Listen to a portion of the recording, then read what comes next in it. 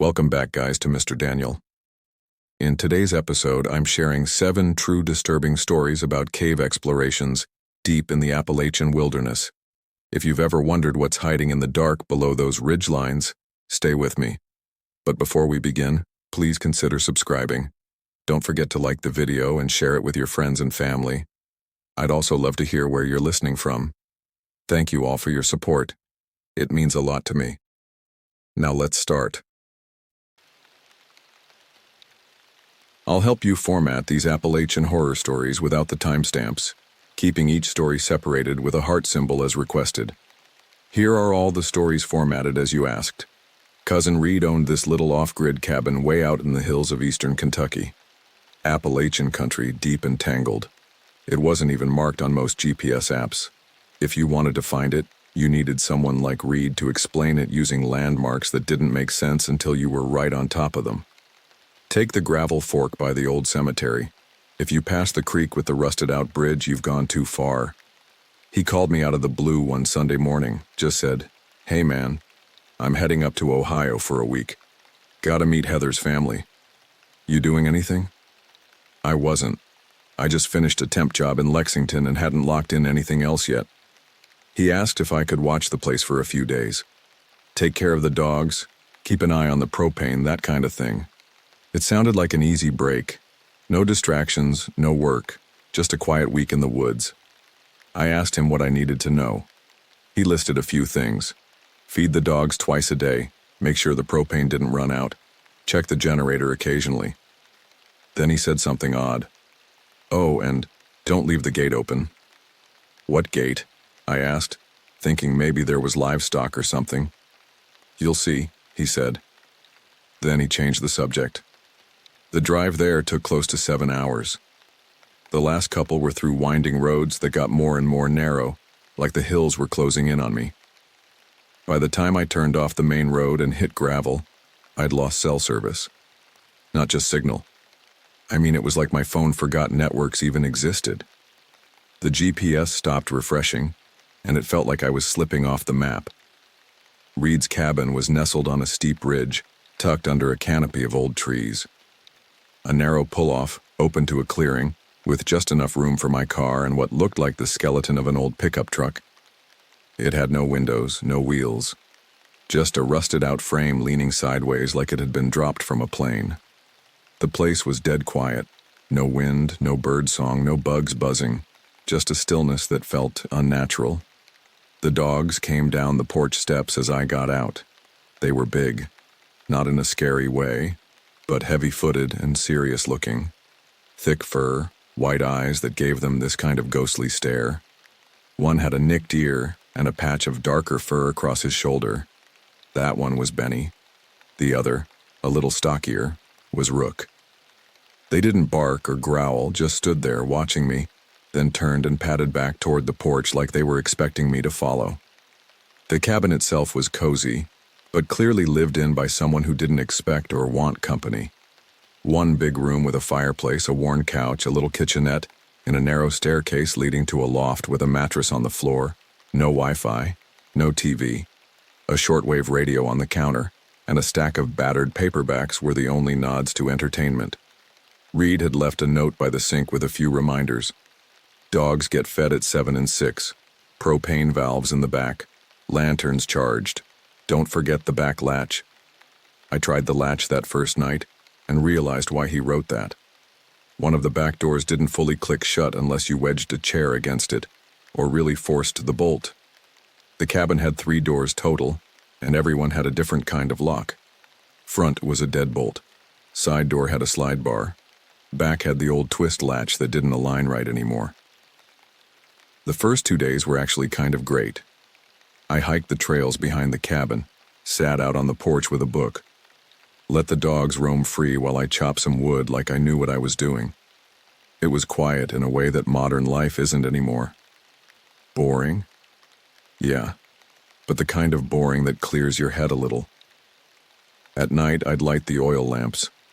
Reed had a few hanging around in case the generator was acting up, and settle in with a paperback or just sit by the fire.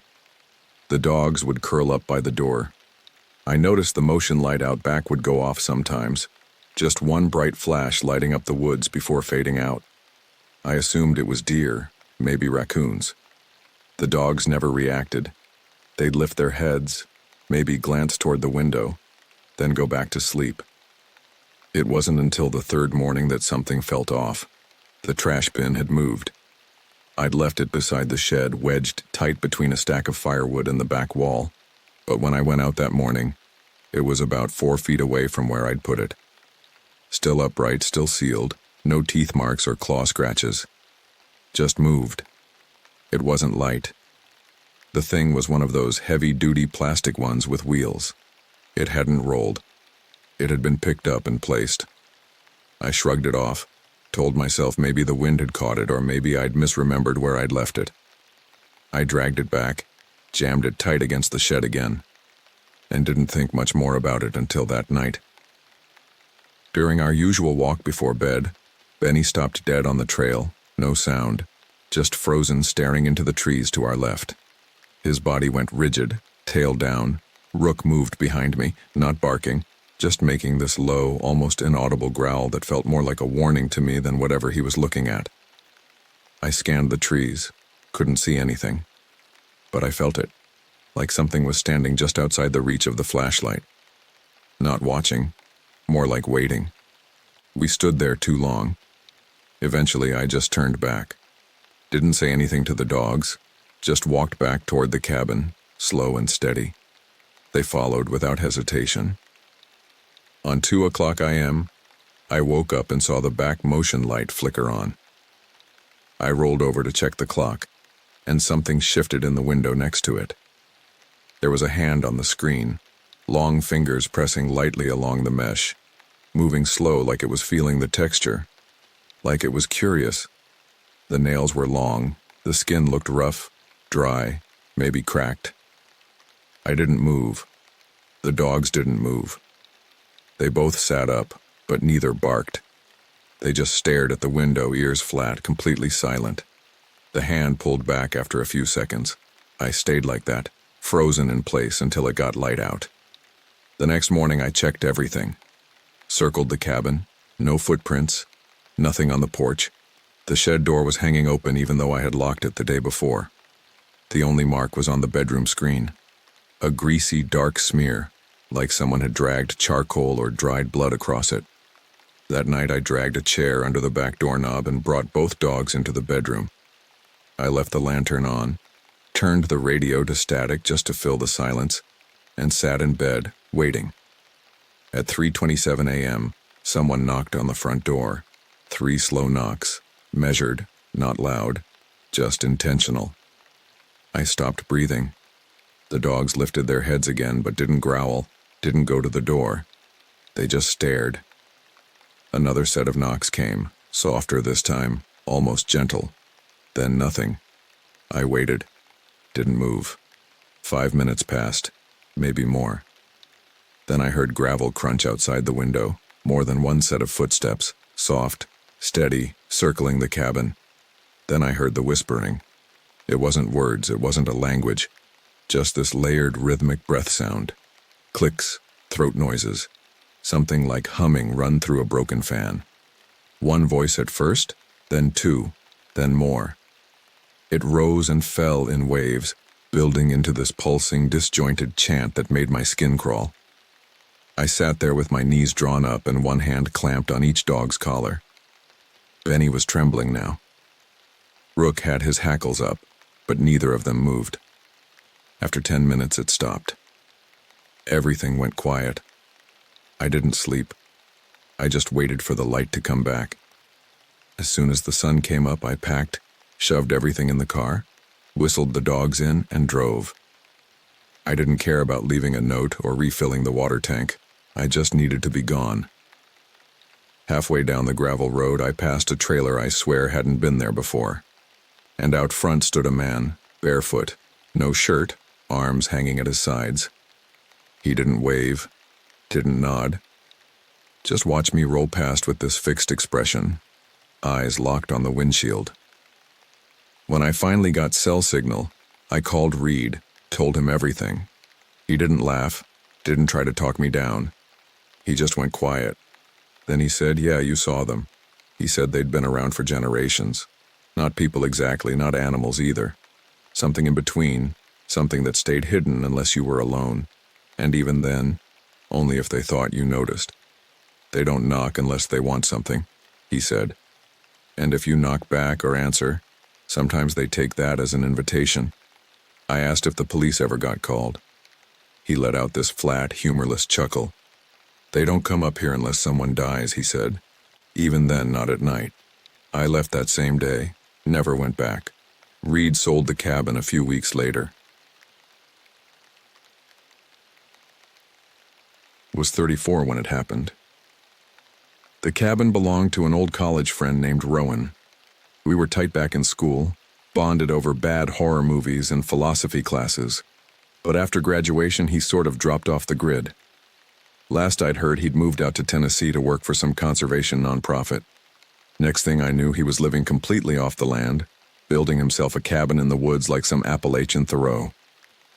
Then out of nowhere, he emailed me, said he was going to Alaska for a few weeks and needed someone to stay at his place while he was gone. The dogs need company, he wrote. Also, the solar setup's been glitching. At the time, I was freelancing from a shoebox apartment in Asheville and kind of losing my mind from being indoors so much. The thought of 3 weeks in the woods sounded like a break I didn't know I needed. I said, yes. He sent me a hand-drawn map with notes like, don't trust Google Maps past Miller's Fork and watch the dip in the gravel before the logging cut. Getting there was a full-day ordeal. Paved road turned to gravel, then gravel turned to dirt, then dirt turned into not much of a road at all. By the time I reached the clearing, it was late afternoon. The sun was ducking behind the trees and the dogs. 2 massive hounds named Baxter and Juniper came barreling toward the truck like I was their long-lost packmate. Rowan's cabin was exactly what you'd picture. A single-room log structure with a sleeping loft, a fire pit out front, and a steel-shuttered shed that was chained and padlocked. There was no electricity, apart from a small solar array with a backup generator, and water came from a spring tank piped into the sink. No Wi-Fi, no cell service. Just trees, and the sounds your brain isn't used to interpreting. The first couple of days were blissfully uneventful. I woke early, hiked with the dogs, read paperbacks by propane light, and actually felt my shoulders start to unclench. There was something weirdly comforting about the routine. The quiet wasn't eerie. It was clean. No noise pollution, no constant background. That third morning, though, something small threw me off. One of the trail markers Rowan had strung around the property was missing. He used strips of bright blue plastic tape to mark the perimeter loops, and I was positive there'd been one tied to a tree just past the gully fork. But when I got there, it was gone. I even circled back, wondering if I'd remembered wrong. Nope, it was just missing. I didn't think too hard about it. Figured maybe a deer brushed past and snagged it off, or wind tore it down. I replaced it with a fresh one from the roll row and kept in the supply box and moved on. That night, the dogs wouldn't settle. They paced around the cabin like they were trying to map it by scent. Ears pinned back, tails twitching, noses practically pressed to the floor. Every now and then, one of them would stop and stare dead at the back door. Then the other would join, standing there like sentries. It put me on edge. I stood out on the porch with a flashlight for maybe 10 minutes, sweeping the tree line. I expected to catch eye shine or hear rustling. Nothing. Just dense, unmovable dark. I bolted the door and left the lantern on. Around 2:20 a.m., I had just started to drift off in the loft when both dogs launched themselves at the kitchen window. Barking wasn't even the word. It was guttural, furious like they were trying to tear through the glass. It was so sudden I almost fell off the mattress, and the weirdest part, I didn't move. I didn't go, look. I sat there, frozen, heart pounding in my ears. It wasn't fear. It was more like every part of me knew I shouldn't get closer, like even turning my head would break something. I reached over, turned off the lantern, and then they just stopped mid-growl like someone hit pause. No panting, no pacing, no soft huffing like dogs do after barking. Just silence. It went on so long I started wondering if something had knocked them out cold. They didn't sleep the rest of the night. Neither did I. Next morning, I went outside and circled around to the window. That's when I saw it. In the mud below the sill was a footprint, bare, wide. Toes spread unnaturally far apart. You could see where the arch dipped and the heel sunk deep, and it was fresh. The ground hadn't been wet for days, so whatever made it had been there that night. What got me most was the angle. It wasn't just someone walking by. They had been facing the glass, leaning in. That afternoon, I took the dogs on a longer loop, up the ridge and around the back. Just did not be at the cabin for a bit. I figured some weird hermit might be squatting nearby. It's not unheard of. When we passed the same spot where the trail tape had gone missing, I noticed something tucked into the base of a cedar tree. At first, I thought it was just debris, but when I stepped closer, I saw it clearly, a little stick figure. Twigs bound together with twine and something that looked like it might have been dried tendon or stripped bark. The torso was wrapped in a rag of blue plastic, the same kind of tape Rowan used. The arms were long and bent at odd angles, like it had been twisted wrong on purpose, and it wasn't left out in the open. It was tucked deep into the roots, like it was meant to be hidden but still found. I didn't touch it. I turned around and headed straight back. That evening, I went to the shed. I'd been ignoring it. But something in me needed to see what was inside. The lock was old and clunky. I popped it open with a bolt cutter Rowan had left in the firewood pile. Inside were tarps, canned beans, rope, and an ancient two-way radio. But tucked behind a stack of buckets were 2 long hunting spears, handmade, heavy. One had a red-brown crust around the tip, not rust, something else. I didn't investigate, just closed the door and locked it again at 4:17 a.m. The voice came not from outside, not from the porch or the yard. From the wall it spoke just once, slow and rough, like it hadn't used words in years. "He's not gone. He's still here." Wasn't a whisper. It was inside the wall, like the timbers themselves were forming the sound. The dogs whined and crawled beneath the loft ladder without a single bark. I didn't breathe. I didn't answer. I sat perfectly still and waited. In the morning, I packed water and hiked further down the ridge than I had before. That's where I found the basin. There was a pit deep with 2 snapped support poles across the top. Inside were bones, big ones, clean but arranged, in a kind of ring around the edges, like someone had set them there on purpose. It looked almost ceremonial. Then I turned and caught movement on the far slope. Someone was crouched in the brush, still, watching, skin streaked with mud or dried blood. No clothes, no sound, just that tilt of the head and the sense that they'd been there long before I noticed. I didn't yell.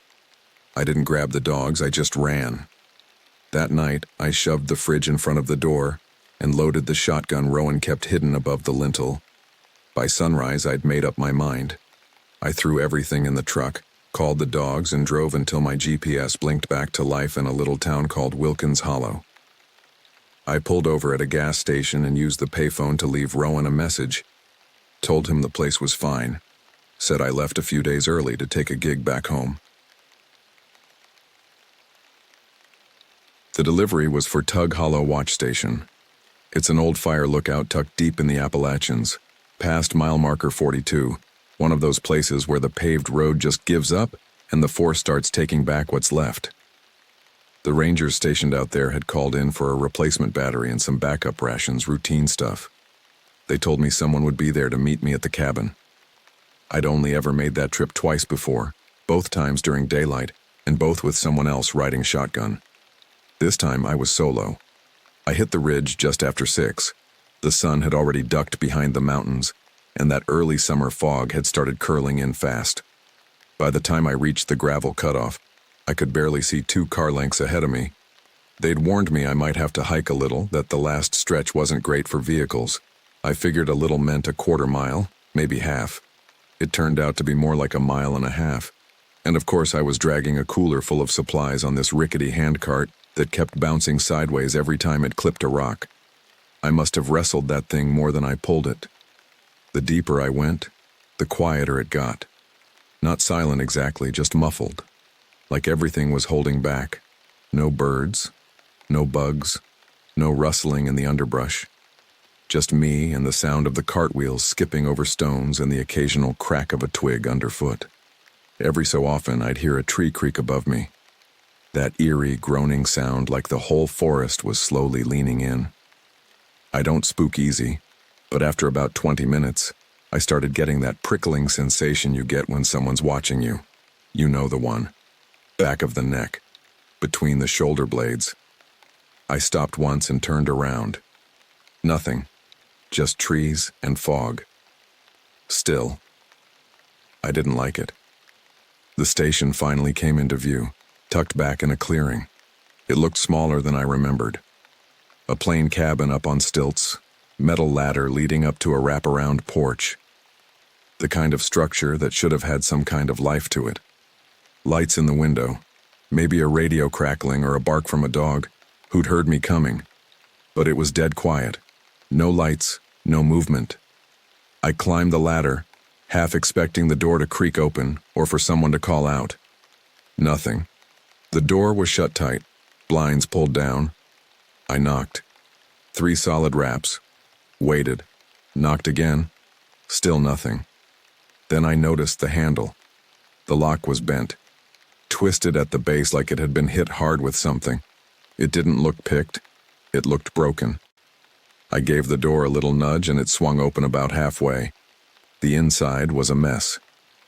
Mattress tossed sideways, drawers yanked all the way out and dumped on the floor, empty ration cans scattered like someone had kicked them around. But weirdly, some things hadn't been touched. The ranger's boots were lined up neatly beside the bed. His jacket was hanging by the door, clean and straight. His pack was leaning against the wall, zipped up. It didn't make sense. It was like someone had gone through the place looking for something but only destroyed what didn't matter. Everything was fine, but it wasn't like, ooh. Like when I saw things like that, I didn't go inside, just stood there in the doorway, one hand still on the knob, trying to figure out what I was looking at. I kept thinking maybe he'd gotten hurt, wandered off into the woods, maybe an animal broke in.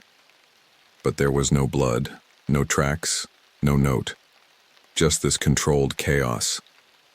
Eventually, I stepped back and left the cooler on the porch. I didn't want to be there anymore. The woods had changed. They weren't just still now.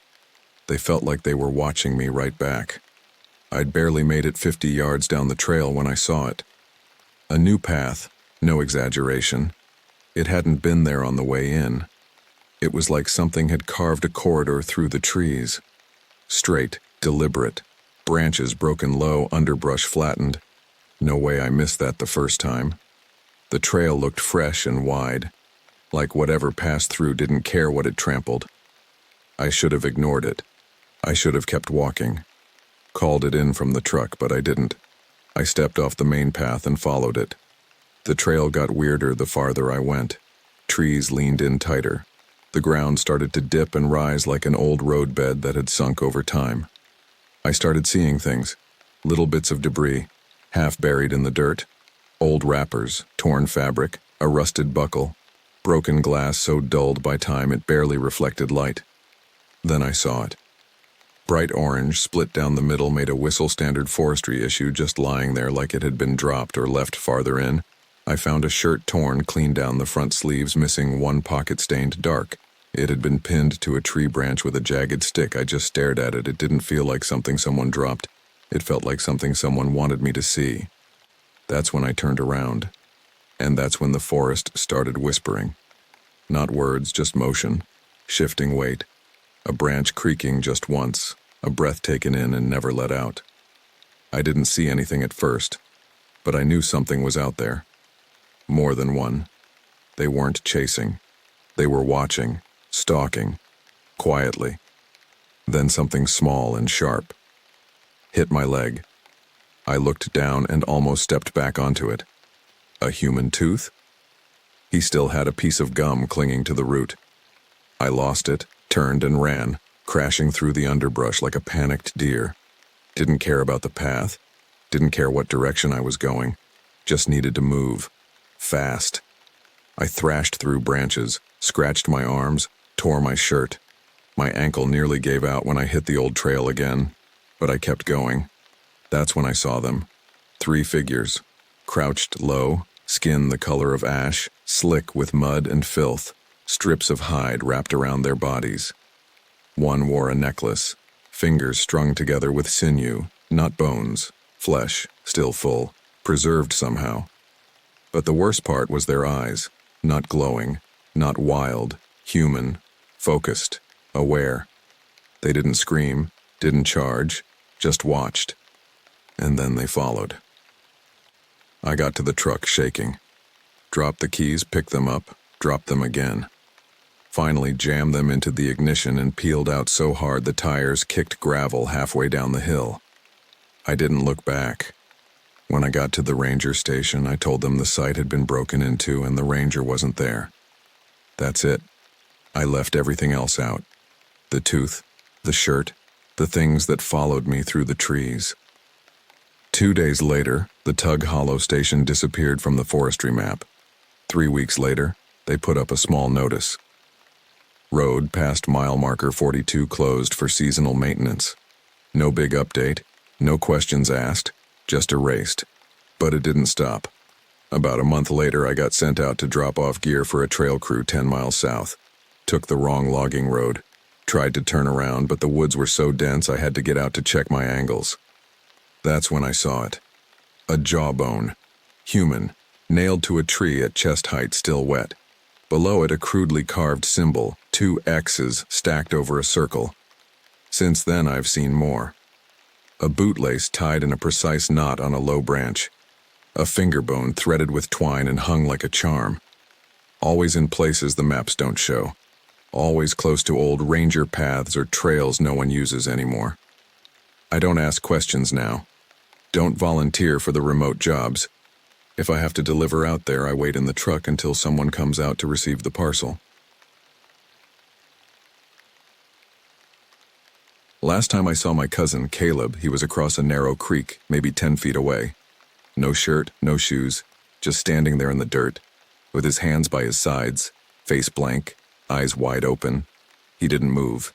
He didn't blink. He just stared at me. I didn't run right then. I should have, but I didn't. When he first mentioned Blue Hollow Ridge, I thought he was exaggerating. "You ever been out past the old mines?" he asked. "Way out? Past the Forest Service trails?" I hadn't. He said there were old family paths out there, ones his great-uncle used back in the day. Real old, he said. Pre-statehood old. Nobody hikes them anymore. Places like a time capsule. I had the week off. No obligations, I figured. Sure. Bit of exercise, catch up with a cousin I hadn't seen in years. We were close growing up, but he drifted when he moved back down to Tennessee. I thought maybe a few days in the woods might be a good way to reconnect. We parked at the end of a service road that hadn't been maintained in decades. Gravel gave way to mud, mud to weeds. Caleb had a beat-up topo map folded into his pack, the kind that looked like it came out of someone's attic. We geared up and started walking. I asked how far we were going. "Far enough," he said, and nodded toward the ridgeline. Then he added, "If I ever yell go, don't argue, just run west." I laughed like he was messing with me, but he wasn't laughing. It didn't feel like a warning, more like a rule. About an hour in, we came across a fork in the trail. One path looked well used, the other barely visible, overgrown. Not on my GPS, not on his paper map either. Caleb paused, looked down both directions, then stepped off toward the hidden one. I asked if he was sure this was the right way. He didn't answer right away. Then, without looking at me, he said, "It's where we need to go." We walked in silence for a while. The woods out there felt thick, not just with trees, but with something heavier. It got quiet in a way that made you notice your own footsteps too much. I tried to break the tension by asking about the trails. Who'd use them? What was out there? Caleb didn't offer much. He did say something strange, though. Said his great-uncle had talked about people who never really left the hills. The cousins, he called them. They stayed too deep for too long. I asked what that meant. They weren't born different, he said. They just changed. Watched too long. Forgot how to come back. I let it drop. Caleb always had a poetic way of talking, especially about family. I figured it was just mountain folklore mixed with whatever weird stuff he'd picked up living alone out here. We made camp near what looked like the remains of an old structure, maybe a cabin, just a low stone wall left, moss-covered and crumbling. While we were setting up, I noticed these bone bundles tied to branches, like little wind chimes made of ribs and jawbones wired together with something that looked like tendon. I pointed them out. "Markers?" he muttered. Then he looked away like we weren't supposed to acknowledge them. That night we sat by the fire. Caleb told stories, not the fun kind. He talked about bootleggers that disappeared up here during Prohibition, about forest workers who went missing and turned up months later, barefoot and mumbling in some dialect nobody could place. He said his great-uncle believed certain parts of the ridge didn't belong to anyone anymore. Said they were held.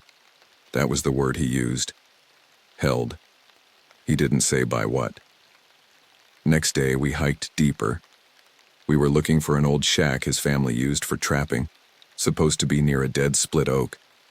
The trail gave out within half a mile, and then we were just pushing through brush. At some point I stopped being able to tell where the sun was. Caleb moved like he knew the way, but he kept stopping, tilting his head, scanning the trees like he was expecting something. Around midday I caught a smell. It hit suddenly, sharp sour, with this underlying tang that reminded me of rusted tools left in the rain. Caleb stopped immediately. He didn't speak, just reached into his pack, pulled out a small tin plate tied to a string and threw it over his shoulder like a baited hook. I opened my mouth to ask what he was doing, but he held up a finger and gave me this look. Not scared. Focused. I didn't say anything. We found the shack just before dusk. It was mostly collapsed roof, bowed, and walls caving. Caleb insisted we sleep inside. He wedged a rusted pipe through the door frame and pulled out a bent horseshoe, nailed it above the door like a ritual. I asked if he was serious. He didn't answer that night. I didn't sleep. Something moved outside.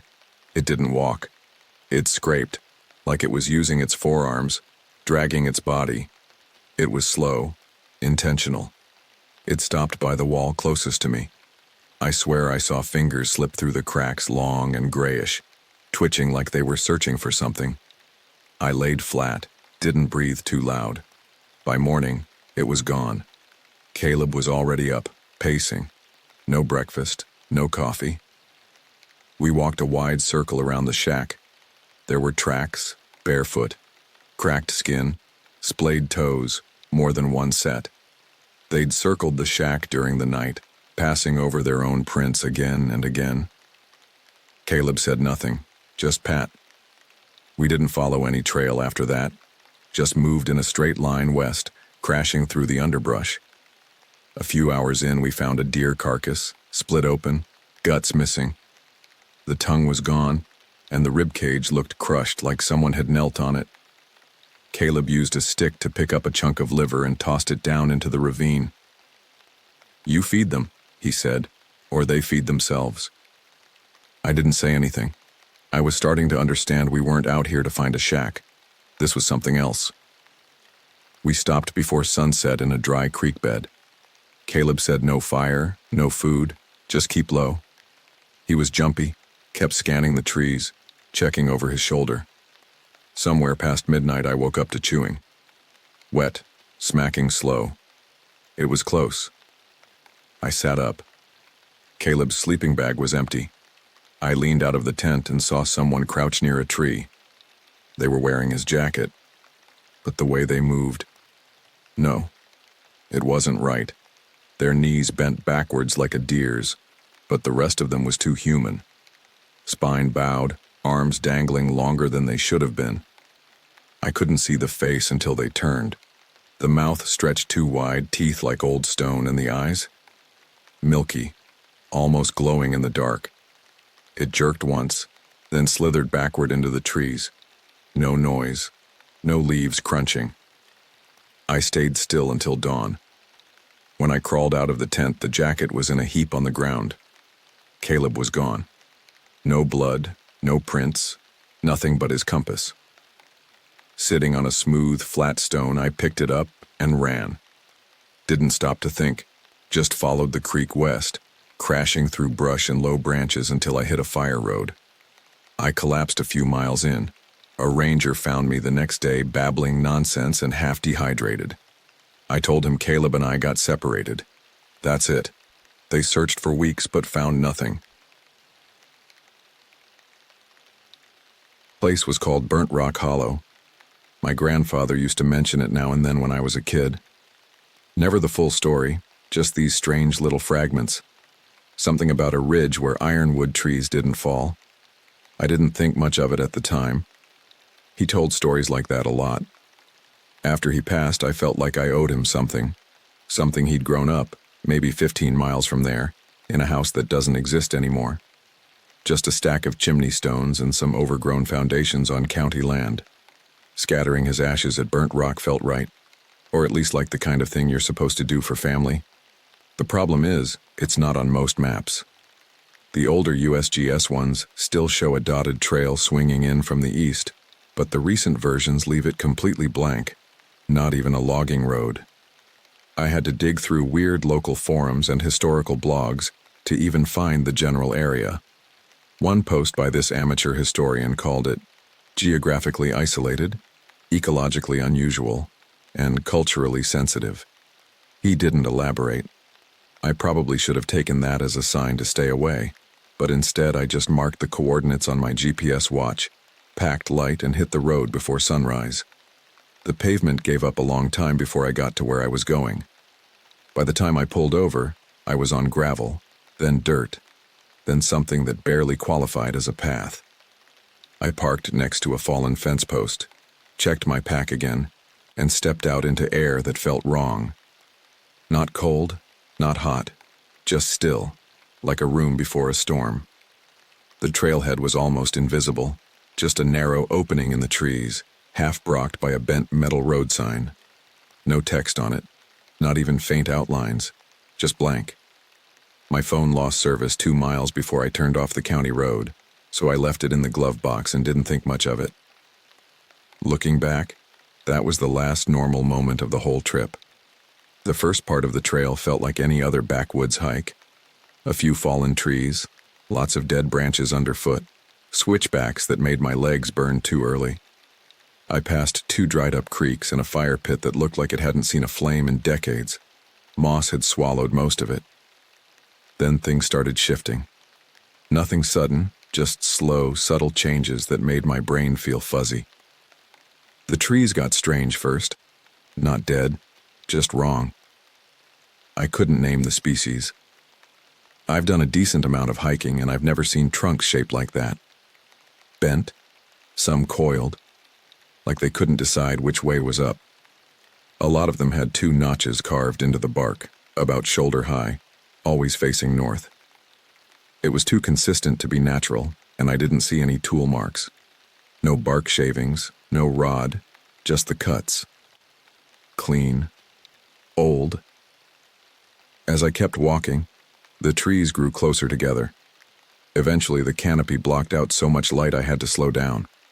My GPS said I was still on the trail, but if there was a real path, I couldn't see it anymore. No blazes, no markers, just dim green-brown all around me, like walking through the inside of a throat. I finally reached a slope where someone, or something, had stacked stone steps into the hillside. Not cut stone, just flat rocks layered on top of each other like an old ruin. Moss covered most of it. I walked down into what looked like a sunken hollow, and in the center, I found a circular outline of stones about 20 feet wide. No walls left, no roof, no path in or out, just a ring. In the middle was a circle of chicken bones, clean picked and placed in a shape that felt deliberate, not decorative, not ritualistic, just purposeful. Then I heard rustling behind me, not footsteps, just one brief, soft shift of leaves. I spun around and called out. Maybe a hiker had wandered in, maybe someone local. No answer. I waited. Nothing moved. I don't mean no people moved, I mean nothing. No wind, no bird calls, no bugs. Not even my own breath felt right. I stayed there way too long, not thinking or moving, just frozen. Eventually, I forced myself to walk again, even though my legs were stiff and my brain was screaming to turn around. I told myself I'd leave the ashes at the next clearing and called it a day. That's when I saw the chicken. It was just standing in the trail, alive somehow, if you can call it that. Its feathers were patchy, one eye was clouded over. Its beak opened and closed like it was trying to make noise but didn't remember how. I walked around it carefully, trying not to spook it, but it didn't even flinch. That's when I heard the laugh. Quiet at first. Not right behind me, but close enough to hear. It didn't sound human, not exactly. It was dry and hollow, like someone trying to laugh without lungs. It came again, longer, stretched out, like someone pretending they understood what laughter was supposed to sound like, but couldn't quite get there. I turned around, expecting to see someone, but the trail behind me looked the same as the one in front.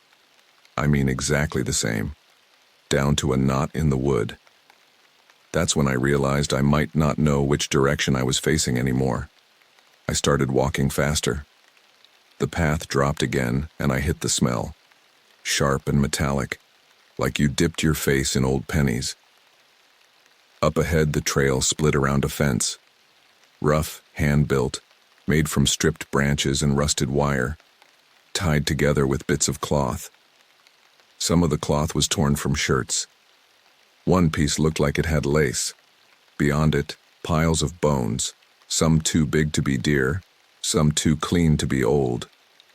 I didn't stop to check. I turned to head back and saw another fence. This one taller, crooked, worse. I hadn't passed it before, but somehow I was behind it now. The path had folded on me, or I'd looped without realizing. Either way, I was boxed in, and that's when I knew I was being led.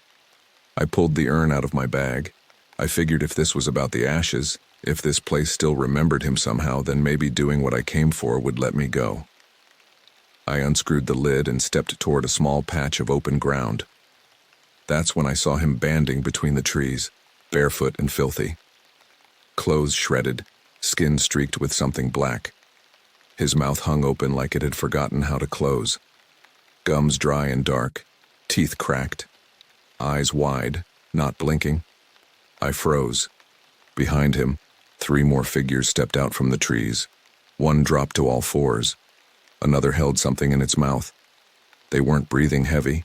They didn't speak. They didn't even seem curious. Just patient. I threw the urn, not at them, just away from me. Then I turned and ran. The branches ripped at my arms. I hit the ground hard twice, scraped my palms raw, twisted something in my knee. I didn't care. I ran like I wasn't coming back. Behind me, I didn't hear yelling or screaming, just fast, light footsteps. More than one set. Getting closer, then the whistle started. It didn't rise or fall. It didn't come from a mouth. It sounded like wind being forced through a hollow pipe. Flat. Mechanical. Repeating. Not loud, but it got into my head like sonar. I saw the notched trees again and turned. I didn't know if I was heading out or deeper in, but a minute later I saw a glint of metal. My car. I broke into the last sprint I had left, dove in, slammed the door and locked it without even sitting up straight. I didn't breathe until the engine turned over. I didn't stop until I hit the edge of town. I didn't look in the rear view, didn't pull over, didn't even check my phone. That night I sat in bed reading everything I could find about the area. There wasn't much. One line stuck with me from an old local archive. The deeper hollows of Appalachia hold on to people. The way roots hold soil quietly, completely, and without letting go. Day started with me driving west from the museum, just me and a stack of paperwork, heading toward what was supposed to be a routine artifact pickup. My title, Collections Liaison, made it sound official. In reality, I was a logistics coordinator juggling transport, insurance, and scheduling, mostly desk work. But this trip was different because the delivery team sent by the university had bungled the load manifest. Twice. So I was going to the site myself, far out in eastern Kentucky. The archive was stored in an abandoned mining section survey station tucked deep into the Appalachian hills. GPS gave up miles before the facility. The building was a half-collapsed concrete shell under a rusty metal roof, vines creeping in. University documents still called it a field station, but the last professional team had been through over 5 years ago. They chalked it up to budget cuts and dwindling interest. Dr. Mandry met me at the site entrance, short with a salt and pepper beard and a faded windbreaker that must have seen decades. His gaze was direct and he exuded a sort of gritty confidence. He said he'd lived off canned beans during early grad research and preferred them cold. I didn't ask for more. He claimed to know the hills like his own bones. I guessed he meant familiarity, not mystical insight, and didn't press. We forced the padlock door open. Inside, the air was dank but dry enough for bare concrete floors. Metal shelves climbed to the ceiling. Wooden crates, some mold-streaked, some dusty, lined every shelf. A single fluorescent tube hung from rafters. Powered by a sketchy generator Mandry had jury-rigged. It hummed below. Most items were innocuous. Pickaxes, woven dolls, a charred washtub rim suggesting earlier metal processing. I checked each one against the manifest while Mandry narrated stories. Field misadventures, regional rituals, odd tales about creatures that apparently could mimic footprints or mimic human speech. I assumed he meant folklore. I smiled, wrote the notes off as stylistic flair. Then I noticed a crate that hadn't been cataloged. It sat beneath a leaning shelf in the back, dull gray and metal, not wood. Thick hinged clamps all around, a dented corner, and no visible seam or lid edge. No label, no accession tag, nothing. It seemed out of place. I asked about it. Mandry froze mid-sentence. His voice lost warmth. It was excavated near the South Ridge in 2009, he said quietly. Originally thought to be industrial debris, then we realized it was buried deeper. Too deep, wrapped in hide. I frowned. Wrapped? I asked. He nodded, layered and stitched, elk hide-like but darker, coated in resin like pitch. My pen hovered. Did you open it? He sighed. We didn't. I blinked. Why not? He stared at me, blue-gray eyes unblinking. Not everything we find belongs to us. I felt a prickle run up my neck, but I stayed composed. The calmness in how he said it was unsettling. It changed the mood. By late afternoon, we'd cataloged everything else. The plan was to load the van at first light. There was no cell signal. No Wi-Fi, just silence, broken by wind through trees and the creak of shifting roof beams. Mandry said he'd walked down to the old stream bed. Parts of earlier crews had camped there. He hadn't checked it in years. He suggested I finish the paperwork and said he'd be back in 20 minutes. I nodded and stayed behind. I wrapped up entry forms, triple-checked insurance details, and restarted the generator when the temperature dropped. Time crawled. After about 35 minutes, I felt restless. At 40 minutes, I called out his name. Definitely no echo, no reply. I waited 5 more before grabbing my own flashlight and following the trail he'd taken. About a quarter mile in, the path forked. Left led to the stream, well-trodden and familiar. Right headed uphill into a thicker forest. I went left since it looked used. Then I saw it. One. Of his boots, just one, standing upright in the trail, laces tied, tilted uphill as if someone stepped out of it but kept climbing barefoot. I stopped, my breath caught. I called again, slow and steady. That's when I heard it. A shift in the trees above me. Fast, heavy, rhythmic. 2 feet, maybe more. Not hooves, not claws. Human gait, but bigger. I swung the light into the trees. Branches rustled, then nothing. I didn't wait. I headed back fast, scanning constantly. When I got to the building, the door I'd locked was now swung open. I know I locked it. Inside, the fluorescent light flickered chaotically. The generator still ran, but with an odd stutter. I looked at the crate. It had been moved off the shelf, rotated a bit. One clamp popped open. Under it was a smear, thick, black, unsettled. Not fresh blood, not dry rust. I was about to leave when I heard dragging.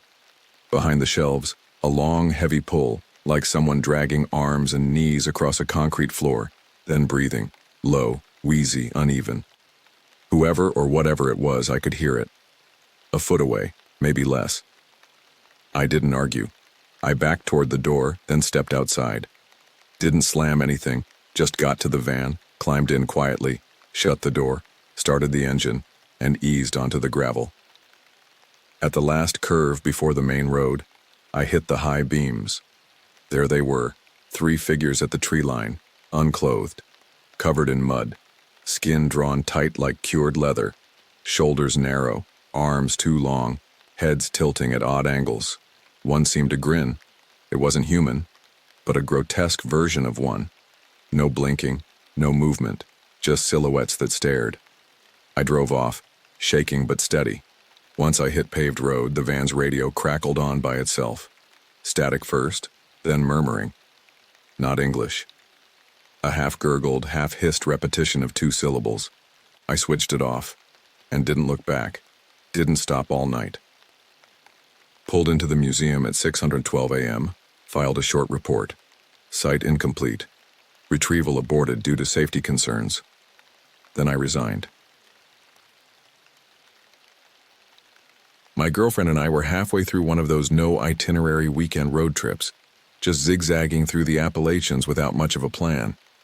We didn't even book places to stay, just slept in the car when we had to or pulled into some roadside motel if it got too cold. It was fun in that broke, drifting kind of way. Gas station coffee, sketchy diners, endless back roads. That Saturday around late afternoon, we were both starving and nearly running on fumes when we spotted a side road that led into some trees. It didn't show up on her GPS, no service bars, just this beat-up wooden sign nailed crookedly to a splintering post. Red letters barely visible. Weirich Hollow. Nothing else. No arrow, no mileage. Just a name like we were supposed to already know where it led. We figured it couldn't be that far to something, anything, so we followed it. The road narrowed fast. Trees pressed in on both sides, tall and close, until it started to feel like we were driving into a tunnel made of branches. Then, just as I was thinking we should probably turn around, the trees broke open into a tiny clearing. Right on the edge stood this old building. Gray wood, no lights, no gas prices displayed. Just the word store carved into a splintery beam above the door. There was one lonely pump out front, and some dusty shelves visible through the front windows. No branding, no colors, just muted sun-faded things and a silence that felt too complete. We pulled in. My girlfriend said she was heading to the bathroom out back. I said I'd run in and grab food and water inside. It was colder than it should have been. No radio playing, no buzz from refrigerators, just the creak of the screen door closing behind me and the quiet sound of my boots tapping against warped wood. The air had that musty, wet dust smell like a damp attic that never quite dries out. I remember holding my breath without realizing it. The shelves were warped under the weight of canned goods that had long since given up pretending to be fresh.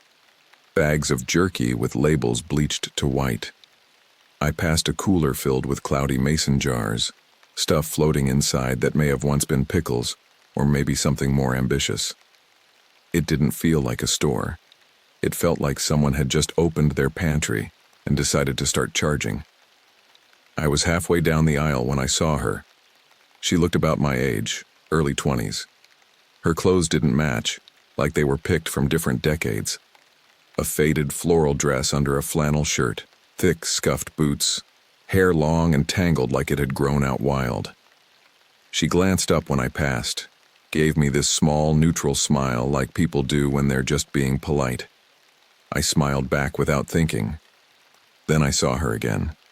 I was heading toward the freezer section when she appeared, standing there quietly like she'd been waiting. Didn't touch anything, just looked at me the moment I turned down the aisle. Then again by the shelf of dry goods. Same thing still. Watching. Every time I moved into a new space, she was already there. And each time a man stood not far behind her. He was massive, wearing a heavy coat over what looked like layers of ragged clothes, like he'd been sleeping in them. His face was grimy, skin rough and weathered. He never looked straight at me, but his head was tilted just enough that I absolutely knew he saw everything. Whether he was watching me or her, I couldn't say, but he never let her out of his line of sight. I tried to play it cool, pulled out my phone and texted my girlfriend. "Where are you?" Nothing. No reply, no typing bubble. I kept browsing like I was still deciding between snacks, but I stopped looking at the shelves and then she approached. "That's a good coat," she said, nodding toward my jacket. Her voice was light, but there was something practiced about it, like she'd been using that exact line for a long time. "Thanks," I said, keeping it short. "You from around here?" she asked. Head tilted again, smile still faint. "Nope," I said, meeting her eyes but not holding them for long. She stepped closer and I saw dirt packed under her nails. Her skin had that dry, cracked look you get from being outside too long.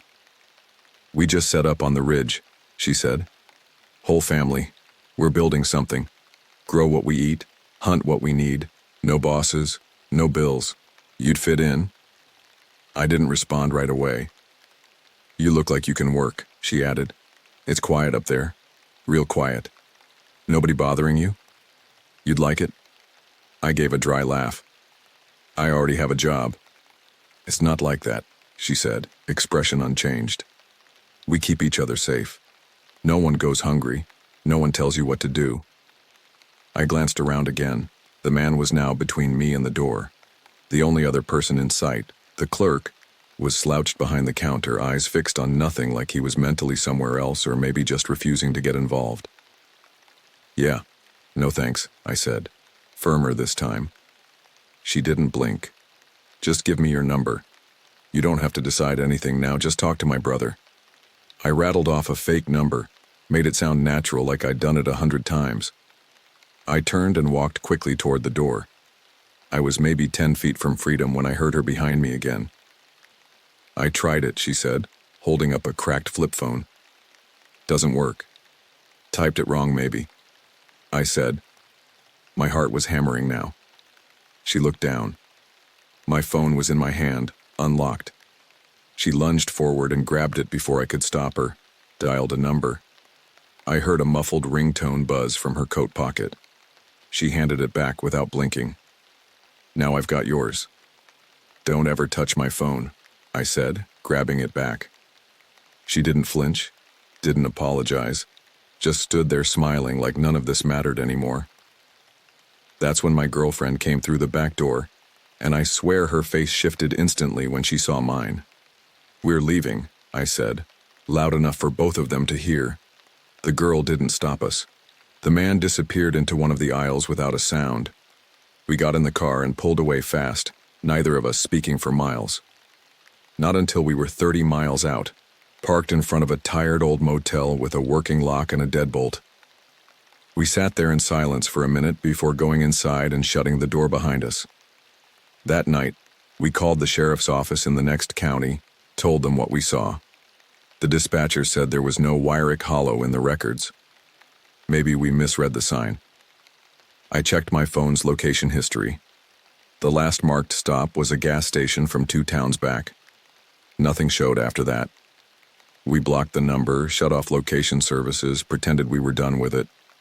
But the next day my girlfriend got a text, new number, no words, just a photo. It was me outside the store, taken from just a few feet away. I was looking at my phone, head turned, mid-step. It was clear, close and intentional. The message said, "I met your friend. She looks strong. That's good for the hills. You should come too." She hadn't even finished reading it when her cousin texted her out of the blue. "I gave your number to this girl. Met hiking. She said she lives nearby and is starting something. I told her about you and your boyfriend. We called immediately, told her to block the number, delete the message, and under no circumstances should she meet the girl again."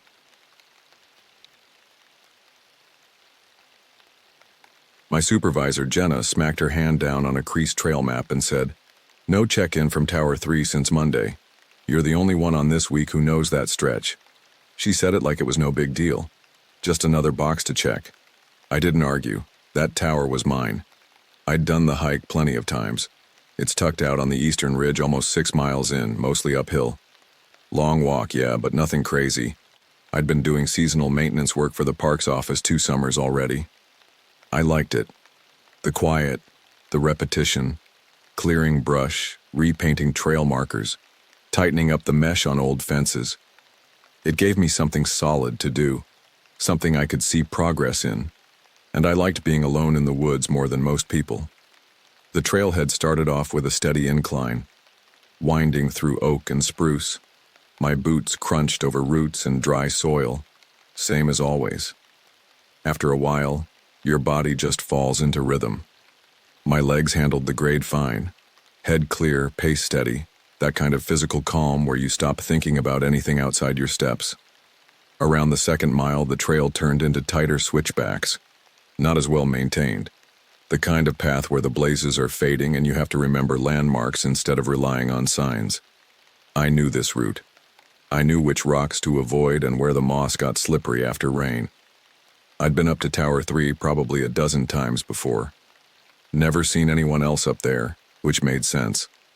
It was mostly for weather data, not visitors. That old signal tower had been out there since the 70s, half rotted, half steel, perched up over the ridge like a leftover scrap from a forgotten era. Most of the park's towers were automated now, but this one still sent updates every 30 minutes. Air pressure, wind speed, ambient temp, until Monday. That's why Jenna sent me, and the thing is, I wasn't worried. It felt routine, like everything else. But then the light changed. By the time the tower came into view, poking up above the tree line, the day had started turning that weird kind of gray that only happens deep in the forest. It wasn't sunset yet. The sun was still technically up, but the hollows had gone still. Too still. No bird song, no rustling leaves, not even wind. I stood there, hand resting on my thigh, and tried to remember the last time I'd heard anything move. I couldn't, not in the last hour. The tower stood off kilter like it had slumped to one side. The roof was partially collapsed on the north end, splintered inward. The metal stairs leading up were rusted, every step creaking loud enough that it made me wince. But they held. I climbed anyway, slower than usual, every footstep suddenly feeling too loud. The higher I went, the stronger that feeling hit me, like I was being observed, not just alone, but watched. I didn't want to say it out loud. I didn't even want to think the word, but it clung to me all the way up. At the top, the hatch into the lookout cabin was wedged halfway open. I had to give it a hard shove and squeeze through sideways. My shoulder scraped on the edge. The inside was a mess. The solar panel, usually fixed in place beside the window, had been ripped off and tossed into the corner. The screen was cracked, the frame bent. Comms radio had been smashed, not dropped, smashed. Wires pulled out. Bits of metal scattered across the floor. Ration bars had been opened and left out. Not eaten, just mangled. The plastic wrappers were shredded like someone had torn them apart in a rush and then walked away. And the food itself, rotting in clumps. No bite marks, no animal damage, just destroyed. In the far corner, the sleeping bag had been ripped into strips, not cut clean with a knife. It looked like someone had yanked at it over and over again, tearing long, uneven lines through the fabric. Foam, stuffing scattered everywhere, and in the center of the floor was a circle.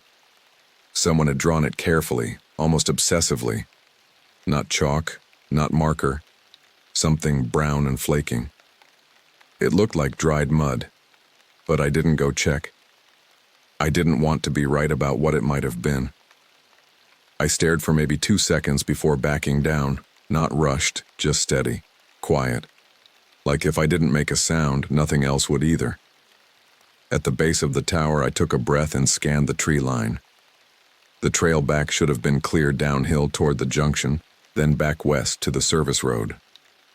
But something was wrong. The trees looked unfamiliar, not completely, just off enough to feel wrong. There was a pine I didn't remember, split down the middle like lightning had struck it clean, and one of the metal trail discs had been bent, twisted upward like someone grabbed it and yanked, then left it dangling. I moved toward it, took one step, then stopped. The next marker was gone, just a bare patch of bark where it had been nailed. I walked another 20 feet, nothing. I walked farther and still nothing. I wasn't off trail, I knew that much. My boots were on familiar dirt, but the markers were gone. Then I saw it. Thin twine stretched between two trees at chest height, barely visible. I followed it with my eyes and saw more. 3 lines, each sagging just a little, not rigged to trip anyone. Just there, waiting, hanging. There were bones tied to the second string, small ones. Maybe a rabbit, maybe a bird, nothing heavy, just deliberate. That's when I stepped off the trail just a bit, enough to angle myself downhill, aiming for the creek that fed into the lower basin. It should have been a surefire way to regain direction. Water leads somewhere, but 20 minutes passed and the slope didn't come. I checked my compass. The needle spun, not fast. Just a lazy, twitchy spin, like it couldn't settle. I tapped it, shook it, waited. Nothing. That's when the air shifted. Not temperature, not smell, as presence, like something had entered the space around me. And then I heard it. A single dry crack, a branch snapping to my left. Then silence. Then another snap, farther back. My body reacted before my mind did. I started walking. Not fast, not panicked, just moving. Controlled. My heartbeat stayed steady, but I could feel it in my ears. I didn't look behind me, just kept my eyes locked forward. Then I saw the shape. Behind a fallen log, crouched low, pale skin. Not a deer, not a bear. It had a human head, no hair, long neck, and the second I registered it, it ducked out of sight. I didn't yell, didn't say anything. I just kept walking. Then I looked up. 3 of them, perched in the trees, not in any kind of structure, just crouched right on the branches, too high for comfort, limbs folded in strange ways. Their arms hung lower than they should have. Their skin was that same pale gray, smeared with something dark. Mud, maybe, maybe not. One held something in its hand. It looked wet and soft, like clothing, or skin. They didn't move. They just watched. I ducked low into the brush, kept myself small, didn't run. Running invites chase. I slid between saplings, following narrow deer paths, keeping my head down and my steps soft. There was no bird song, no rustling trees, nothing natural left. Then I smelled it. Smoke, acrid, sharp, not wood, like plastic burning, maybe nylon, maybe something worse. I followed it, almost without thinking. It led me into a clearing, small, tight, maybe 10 feet across. In the center was a pile of gear, torn up jackets, burned out boots, charred scraps of rope. 4 backpacks at least, all in different colors. None looked new. I didn't stop. I didn't touch anything. I didn't even think to try the radio again. What signal? Whatever knocked out Tower 3 had done more than that. I kept going, picked southwest based on the faintest sliver of sun between trees and just moved. No breaks, no detours. After what felt like hours but must have been closer to 2, I heard something. The engine, not close, but real and steady. I scrambled up a ridge and there it was, an old gravel service road, half overgrown. A dusty park truck was idling near a locked gate, engine running like the driver had just pulled up. Inside, a ranger I didn't recognize stared at me through the windshield. He blinked and rolled the window down. "Thought you weren't heading back till sunset," he said, squinting. I climbed in without saying a word. He didn't ask anything else, just drove.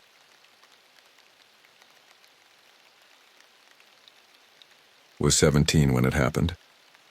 The school counselor handed me this crinkled, faded map like she was doing me a favor.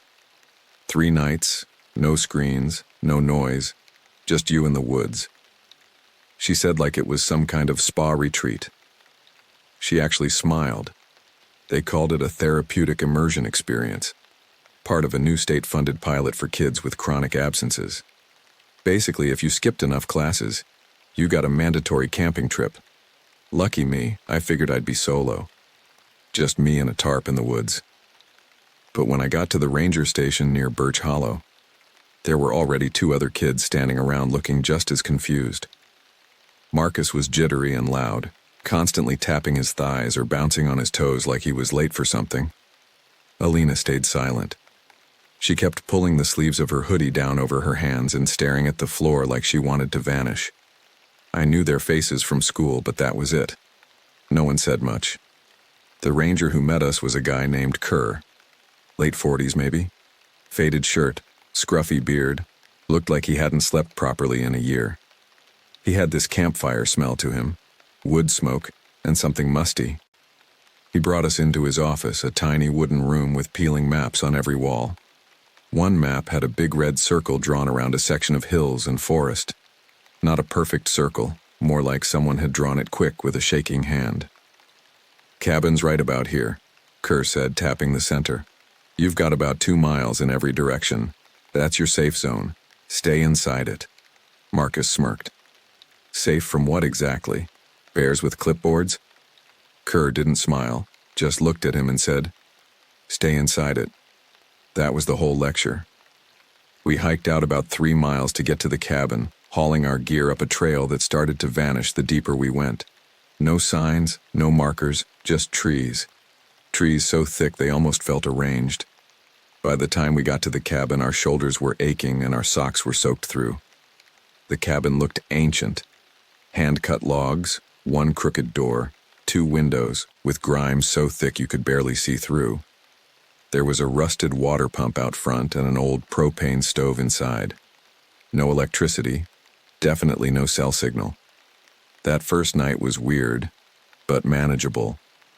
We cooked some canned beans, passed around a beat-up deck of cards, and tried not to stare too long out the windows. The forest felt off, like the usual background noise had been sucked out.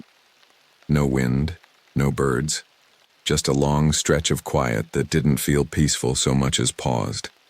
The next morning I stepped out to grab some firewood and noticed the pile looked bigger than I remembered. Not by much, but enough. Some of the logs on top looked different too. Wet and dark, like they'd been dug up from a swamp. I figured maybe Curry dropped off more wood early, but we hadn't heard anyone. Around mid-morning, Marcus said he was going to check out the ridge. I reminded him about the boundary. He rolled his eyes. "Come on. There's no fence. Who's going to know?" Alina didn't say anything. Just watched him go with that same blank look she always wore, like everything happening around her was just background static. Around noon, I went out to fill the pot at the pump. It sputtered for a second, then spat out this burst of dark, sludgy water before it cleared. I bent down to check the spout, and that's when I felt it. This shift behind me. The air just moved. You know that feeling when someone's standing too close behind you? I turned fast. Nothing. Not even a squirrel. When I got back inside, Alina was sitting on the cot, staring up at the little shelf above the stove. "You moved the pans?" she asked. "No," she pointed. "I put the skillet up there, it's gone." We tore the place apart, checked under the beds behind the stove. Even outside, nothing. It was like the pan had just disappeared. That night, we bolted the door. We didn't even talk about it, we just did it. I woke up sometime after 1. Something was brushing the window, not tapping, brushing, like a hand wrapped in fabric slowly dragging across the glass. I sat up, and across the room, Marcus was already awake. He was staring at the same window. His face was pale, eyes locked. Neither of us moved. We didn't even breathe. In the morning, we opened the door and found the skillet sitting on the porch upside down, covered in pine needles like someone or something had placed it there carefully. Marcus tried to joke. Probably a raccoon. A really organized raccoon. We didn't laugh. Then we saw the wood pile, or where it used to be. In its place was a ring, a neat, perfect ring of dead animals. Squirrels, rabbits, even a raccoon gutted, split open like someone was trying to see inside the bones. A few were positioned with their faces tilted up, but none had eyes. Marcus turned away and puked. Alina didn't react at all. She just walked back inside, zipped her backpack, and sat down. We didn't vote on leaving. We didn't argue. We just started packing. The trail out was gone. I mean, there were trails, but none of them looked right. Trees repeated. We passed a stump 3 times. Distances didn't make sense. After walking for 20 minutes, we were still in view of the cabin. Then suddenly we weren't. Then we found the boots. Hanging from a low branch, swinging gently, the name stitched on the tongue was Kerr's. His uniform pants were crammed inside the boots. Dried blood had soaked through the fabric and turned the legs stiff. Marcus lost it. He screamed something and tore off into the trees. I yelled after him, but he didn't stop. Alina and I stuck to the path, if you could call it that. Every few minutes we'd hear something following. Not close, but not far enough to ignore. Crunching leaves, a low dragging sound, and always just behind us. Then came the clearing. It opened up without warning. 1 second we were pushing through underbrush, the next we were standing in front of a soot-blackened chimney. No house, just the chimney, cracked all the way up, standing like a monument. The foundation around it had burned long ago. Only scraps of wood remained, half buried under moss. But there were carvings everywhere, bases, on the chimney stones, on the trees, even on a bone that someone had jammed into the dirt with twine. Humanish maybe, but all wrong. Mouths open too wide, spiraled. No eyes, just hollow spaces where eyes should have been, Alina whispered, were not the first. Then something shifted behind the chimney. I didn't stop to look. I grabbed her arm and we ran. No planning, no idea where we were headed, just ran until the trees thinned and gravel crunched under our feet.